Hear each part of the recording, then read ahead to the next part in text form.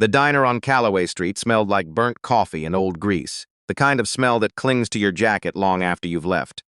Derek Haynes had been coming here every Saturday morning for 3 years, ever since the divorce, ever since the apartment, ever since the life he used to have became the life he was rebuilding one weekend at a time.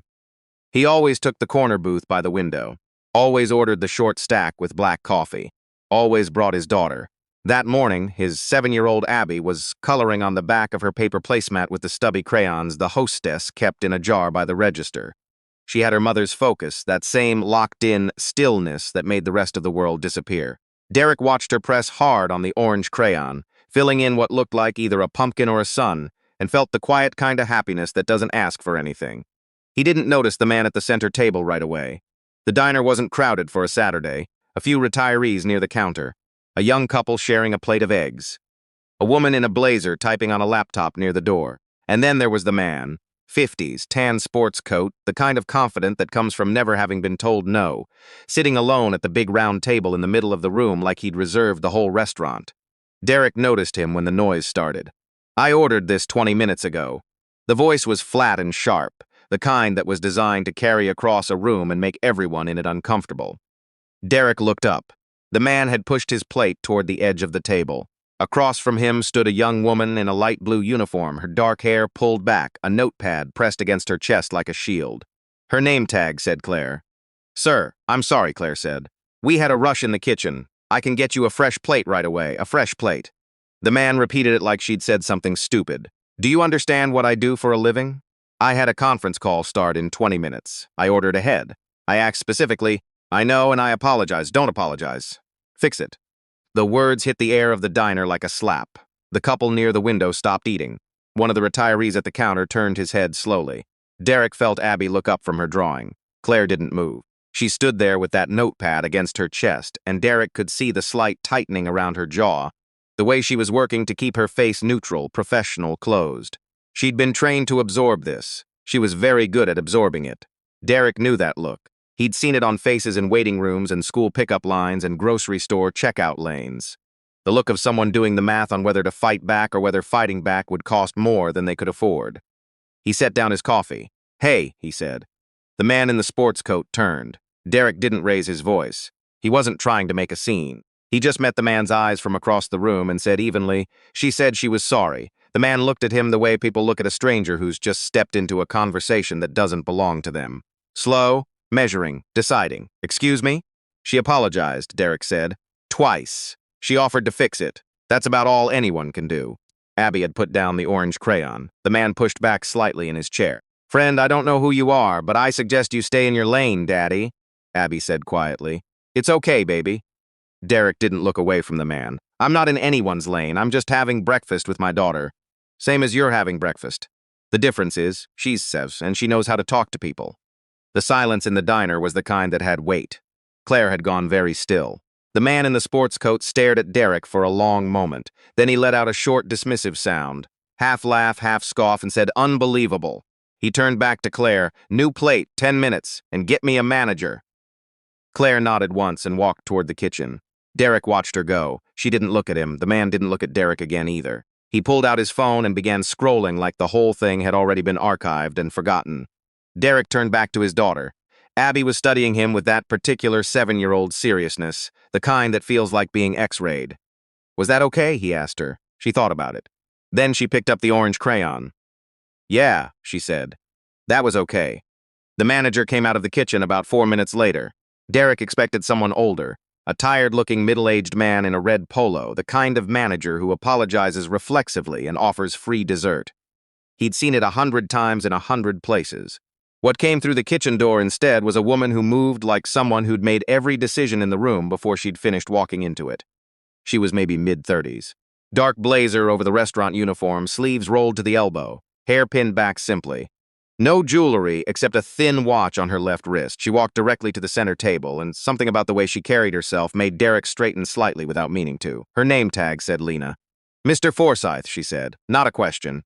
Not an apology. Just his name, stated plainly, like she was reading a document. The man, Forsyth, looked up from his phone with the mild surprise of someone who expected to be managed and was now being addressed. "Your order was delayed by 11 minutes beyond our standard," Lena said. That's on us, and I've already comped your meal. A fresh plate is coming out now. She paused, just briefly. However, I did want to speak with you directly about how you spoke to our staff member. Forsyth lowered his phone. Claire has worked here for 4 years, Lena continued. She is one of the most professional people in this building. She handled a kitchen delay, something outside of her control, with an immediate apology and an offer to correct it. The way you responded to that wasn't acceptable. Derek had stopped pretending to look at the menu. Forsyth's jaw tightened. I'm a paying customer. Yes, Lena said, and paying customers are welcome here. What isn't welcome is speaking to any member of my team the way you just did. That's not negotiable. Do you know who I am? Forsyth said. He said it like it was supposed to land somewhere. Lena looked at him with an expression that was entirely calm. I know you're a guest in this restaurant, she said. That's what matters here. The words were simple. They were not delivered with anger or triumph or any particular edge. But something in the room shifted when she said them, the way temperature shifts before a storm.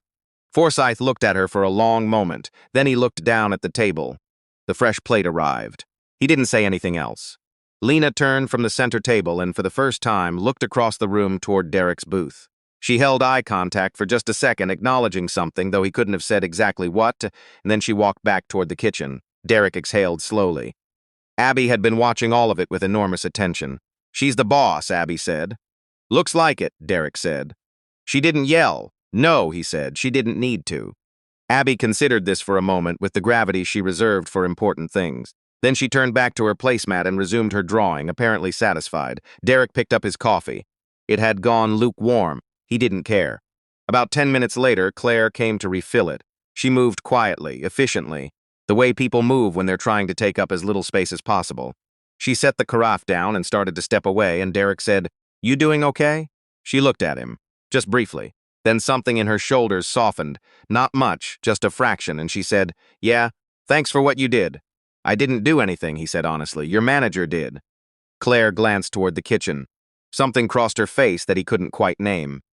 Yeah, she said softly. She always does. She topped off his coffee and moved on to the next table. Derek and Abby left around 10:30. The man in the sports coat was already gone. The diner had filled up with the late morning crowd. Families, couples, a group of older women with church clothes still on. He held the door for Abby and she skipped through it like nothing heavy had happened that morning. He loved that about her. The resilience of 7, the way hard things passed through and left her still bouncing. He was halfway to the car when he heard the door open behind him. Hey! He turned. Lena was standing just outside the blazer. She'd dropped something from her posture. Not much, but enough that she looked less like a manager and more like a person. I wanted to say thank you, she said. For speaking up in there. Derek shook his head. You handled it, you started it, she said simply. Before I even came out, that matters. He looked at her for a moment. In the morning light outside the diner, he noticed what he hadn't from across the room. The tiredness around her eyes, like someone who ran on coffee and necessity. Like someone holding more than one thing up at the same time. It's just the right thing to do, he said. She nodded once, like she'd expected that answer but appreciated it anyway. Who's this? She looked at Abby, who had stopped bouncing and was now examining Lena with the full, unfiltered assessment of a small child. This is Abby, Derek said. I'm Derek. I'm Lena, she said to Abby. Are you really the boss? Abby asked. Lena smiled, genuine, a little surprised by it. Of this place, yeah. Abby nodded, as if this confirmed something she'd already decided. You should be the boss of everything, she said matter-of-factly, and then turned and walked toward the car. Derek looked at Lena. Lena looked at Derek. She's not wrong, he said. Lena laughed, quiet, quick, like she didn't entirely mean to. Then it faded and she looked at him steadily, and he had the odd and very specific feeling of being seen by someone who was also hiding something. He didn't push it. Come back next Saturday, she said. Short stack's better when you haven't had a side of drama with it. He smiled. We might just do that. He turned and walked to the car. When he buckled Abby in, she was already telling him about the pumpkin sun she'd drawn and how she'd decided it was actually a planet. He drove out of the lot without looking back at the diner, but he thought about Lena for a long time after. He came back the next Saturday, and the one after that. By the third week, Claire had started putting a small cup of apple juice on the table before Abby even sat down. By the fourth, Abby had started asking Derek what day it was on Thursday mornings with specific, barely concealed urgency. He saw Lena most weekends, sometimes just in passing, moving through the dining room with that purposeful efficiency, a quiet word here, a steady hand on something there. Other times, she would stop at their booth for a few minutes, long enough to ask Abby about school and learn that second grade was mostly okay except for math, and that Abby was deeply invested in a classroom hamster named Brigadier Fluffkins. Derek didn't know what to make of her. She was warm but measured, the kind of warmth that had been consciously decided upon rather than freely given. He didn't hold that against her. He recognized it. One morning, when Abby had climbed onto the counter stool to spin slowly and study the pie display, Lena sat down across from him in the booth with a mug of coffee and the look of someone who had been on their feet since 5 a.m. "Tell me something," she said. "What do you do when you're not defending the honor of breakfast service workers?" "Construction project management," he said. "Commercial builds. Right now, I'm overseeing a mixed-use development downtown." She raised her eyebrows slightly. "That's a long way from short stacks. I like the contrast." He wrapped his hands around his mug. "What about you? You always hear this early." A flicker of something crossed her face. "Quick, then gone." "I own 2 locations," she said. "The hours are what they are." "How long?" 7 years, she said. "Started with a food cart." He looked at her. "From a food cart to 2 restaurants in 7 years. It's not that impressive when you're living it," she said. "It mostly just feels like not sleeping." But there was something she wasn't saying. He could tell, not from anything she did, but from the careful way she described everything, the way someone speaks when they've made deliberate choices about what to include. He didn't press. He understood editing your own story. It was a morning in late October when things shifted. Derek had arrived earlier than usual. Abby had a soccer game at noon, and he'd wanted to get there before the weekend rush. The diner was still quiet, the chairs not yet all flipped down from their overnight arrangement, the smell of fresh coffee cutting through the last cool draft from the opening door. He was the first customer of the morning. Lena was behind the counter, going over something on a tablet. She looked up when he came in, and for just a moment before she'd switched into manager mode, he saw something unguarded in her face, something that looked almost like relief. "You're early," she said. "Soccer day," he said. He slid onto a counter stool instead of the usual booth. "Where's Abby?" she asked. "My neighbor's watching her until I pick her up at 10, he said. She decided to sleep in. Lena set the tablet down. She poured him coffee without asking. They were quiet for a moment, the way people are quiet when they've gotten comfortable enough to stop filling space. Then she said, "Can I ask you something?" "Sure, what happened?" With Abby's mom, the directness of it surprised him. Most people circled that question for months. "She left," he said, not bitterly, just factually. "About 3 years ago. She wasn't built for it, the staying in one place part. She calls every week, but she wasn't going to be happy staying." He paused. "I wasn't going to ask her to." Lena looked at him steadily. "That's a remarkably even way to describe it. I had time to get there," he said. She nodded slowly. Then she turned her mug in her hands and said, "My ex-husband left because I wouldn't slow down. Said I cared more about the restaurants than about the marriage." She was quiet for a moment. He wasn't entirely wrong. Derek didn't say anything. He just let it sit there the way it needed to. "I don't have kids," she said. "Some days that feels like the right call. Other days," she stopped. "Anyway, other days," he said. She looked at him. Then she smiled, close-lipped and a little rueful. "Other days, Abby tells me I should be the boss of everything, and it feels like enough." He held her gaze. Held it. "You know," he said, "she has very good judgment for a second grader." The corner of Lena's mouth curved. She picked up her tablet. "Your short stack will be ready in 8 minutes, she said, and turned back to whatever she was doing. But the smile stayed, and Derek picked up his coffee, and the morning light came in through the front windows slow and gold, and outside on Calloway Street a Saturday was beginning. The call came on a Tuesday.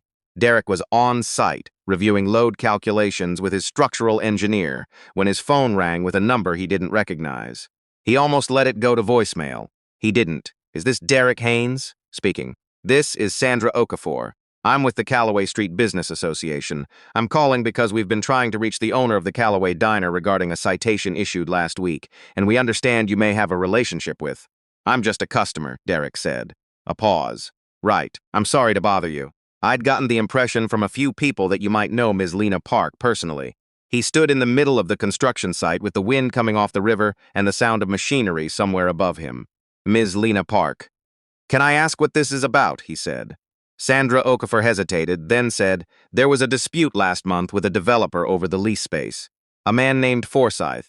He's been pressuring several businesses on the block. The citation appears to be retaliatory. We've seen this pattern before, but Miss Park hasn't responded to our outreach, and some of the other business owners are worried." Derek was quiet for a moment. Forsyth. The name landed like a stone in still water. I'll pass along the message, Derek said. I can't make any promises. He hung up, stood for another second in the wind. Then he called his site manager, handed off the afternoon, and drove back across town. He walked into the diner at 2 in the afternoon, between rushes. Claire was wiping down tables. The place was mostly empty. Lena was in the back office. He could see the light under the door. He hadn't gone back there before.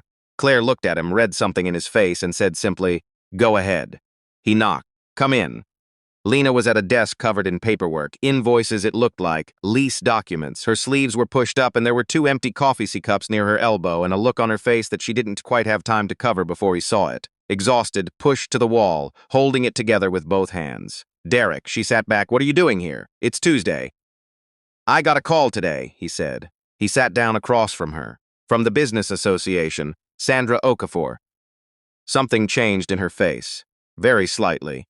Lena looked at him for a long moment. Then she set down the pen she was holding and pressed her palms flat on the desk and said, "It's fine. It doesn't look fine. I've dealt with worse. I'm sure you have." He leaned forward slightly. "That's not what I asked." She looked at him. Her jaw was set in that way he'd come to recognize, the way she held everything in place when she was deciding whether to let anything out. "His company owns the building," she said finally. "They bought it 8 months ago from my original landlord. Since then, they've been making the renewal terms difficult." She paused. "That morning you were here, when he came in, I already knew who he was. I'd seen his photo in the lease correspondence. Derek absorbed this. He didn't know that." "No," she said, "he didn't." "And the citation? Health code. Frivolous. The inspector found a gap in the door seal on the walk-in." She said it flatly. "The way you describe something so absurd it's almost funny. It's been addressed, but it adds to the file, and the lease renewal is in 6 weeks. Derek sat with that for a moment. He looked at the stacks of paper on her desk, the 2 empty cups. The single lamp lit in the corner of a room that deserved more light. "Do you have a lawyer?" he said. "I have a lawyer," she said.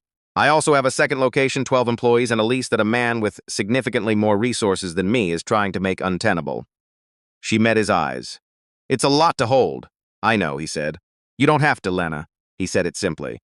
"I know a real estate attorney, a good one. He's handled exactly this kind of retaliatory leasing dispute. He owes me a favor, and more importantly, he's honest." He paused. "Can I make a call?" She looked at him for a long time. He didn't rush it. He'd learned over these past weeks that she made decisions the way she managed a dining room, systematically, with full attention, without being pressured. "Yeah," she said at last, quietly. "Yeah, you can make a call." He pulled out his phone. He made the call right there while she sat across from him, while the afternoon light came in flat and gray through the small office window, and the sounds of the kitchen drifted under the door. His friend picked up on the 3rd ring. Derek explained concisely what was happening. His friend asked 3 sharp questions. Derek looked at Lena and she answered them directly and without hedging, and by the time they hung up, a meeting had been set for Thursday morning. Lena sat back in her chair. "You didn't have to do that," she said. "I know." She was quiet for a moment. Then she said, "You've been coming in here for a long time." 3 weeks before the short stack incident," he said. "I was just another customer until then." "Until you weren't," she said. He held her gaze. "Until I wasn't." The Thursday meeting lasted 2 hours. Derek wasn't there for it. It wasn't his place to be. But Lena texted him that afternoon. "Attorney says the citation was retaliatory. Lease terms violate city commercial tenant protections. We're filing a response." He was on a job site when he read it. He stood there in the noise and the cold and felt something loosen in his chest. He typed back, "Good. Let me know what you need," she replied. "Short stack Saturday." He laughed out loud. His site foreman looked at him. "Sorry," Derek said and put the phone away and went back to work. The renewal came through in December. The terms were corrected. The citation was expunged. Forsyth's company made no further contact. Lena told Derek about it on a Saturday morning, standing at the counter while Abby attempted to explain to Claire the complex political situation of Brigadier Fluffkins, who had recently been challenged for dominance of the classroom by a hamster named Captain Nibbles. "It went through," Lena said. "I heard," he said. She'd texted. He'd saved the text. "I wanted to tell you in person," she said. He looked at her. She was in her uniform, same as any Saturday. No blazer today. She looked lighter, he thought, not in a dramatic way, just in the way of someone who had been carrying something heavy for a long time and had set it down for a moment. "You did this," he said. "My lawyer did this," she said. "You did it for 7 years before that," he said. "Building something worth fighting for." She was quiet. Outside, Calloway Street was gray and cold, a few early Christmas lights blinking in the window of the shop across the road. The diner was warm and smelled like coffee and maple syrup and something faintly of cinnamon. I've been thinking, Lena said. She was looking at the counter rather than at him. The second location, I'm opening a third in the spring. New neighborhood, different concept. A pause. It's a big build-out. I'll need someone who knows commercial construction. Derek was still. Specifically, she said, someone who knows when to step in and when to let things work themselves out. He looked at her. She was looking at him now. Are you offering me a job, he said. I'm offering you a project, she said. How you want to define it after that is up to you. He thought about that for a moment. He thought about 3 years of Saturday mornings in a corner booth, of rebuilding something quietly and without fanfare, of the particular kind of strength that doesn't announce itself. I'd want to be involved from the ground up, he said. That's the only way I work, she said, and I'd need to bring Abby by the site, he said. She's very invested in construction process. Lena's mouth curved. Hard hat policy applies. Obviously. Abby had appeared at his elbow, done with the hamster geopolitical briefing. What are you talking about, she asked. A new project, Derek said. Abby looked between them. She had the X-ray gaze at full power. Are you two going to be friends now, she said. Like really friends? Lena looked at Abby.